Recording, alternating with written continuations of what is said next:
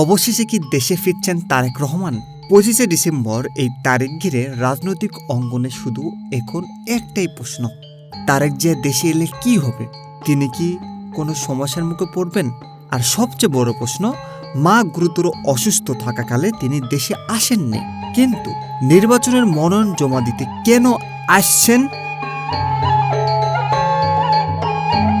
তারেক রহমান দীর্ঘদিন দেশের বাইরে, আইনগতভাবে দেশে ফিরলে তার সামনে আসতে পারে পুরনো মামলার বিষয়, আইন প্রক্রিয়া এবং রাজনৈতিক চাপ। তবে বিএনপির নেতারা বলছেন, বর্তমান রাজনৈতিক বাস্তবতায় তার দেশে ফেরা একটি স্বাভাবিক রাজনৈতিক অধিকার। কিন্তু প্রশ্ন থেকেই যায়, দেশে ফিরলে কি সবকিছু সহজ হবে, নাকি নতুন করে শুরু হবে জটিলতা? তারেক রহমান নাকি নিজ হাতে মনোনয়ন জমা দিতে চান। এটা শুধু একটি কাগজ জমা দেওয়া নয়, এটা একটি রাজনৈতিক বার্তা। আমি মাঠে আছি, আমি নেতৃত্ব দিতে প্রস্তুত, আমি আর দূরে থেকে রাজনীতি করব না। এই বার্তায় কি তিনি দিতে চান জনগণকে?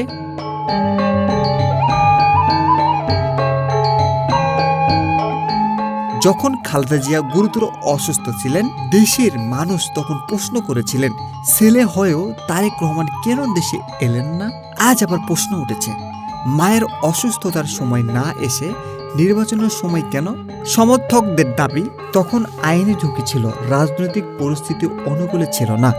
সমালোচকদের প্রশ্ন, রাজনীতি কি মায়ের চেয়ে বড়, নাকি নির্বাচনই এখন সবচেয়ে গুরুত্বপূর্ণ?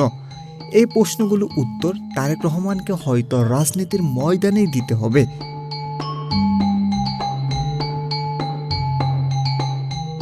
তারেক রহমানের দেশে ফেরা শুধু একটি ব্যক্তিগত সিদ্ধান্ত নয়, এটা বাংলাদেশের রাজনীতিতে একটি টার্নিং পয়েন্ট। তিনি কি সব বাধা পেরিয়ে নতুন করে নেতৃত্ব দেবেন, নাকি প্রশ্ন আর বিতর্কেই আটকে যাবেন? সিদ্ধান্ত নেবে সময়, আর রায় দেবে জনগণ। আপনার মতামত কি? মায়ের অসুস্থতার সময় না এসে নির্বাচনের সময় আসা, এটা কি রাজনৈতিক বাস্তবতা, নাকি নৈতিক প্রশ্ন? কমেন্টে লিখুন। আর এমন বিশ্লেষণ পেতে চ্যানেলটি লাইক, কমেন্ট, শেয়ার, সাবস্ক্রাইব করতে ভুলবেন না।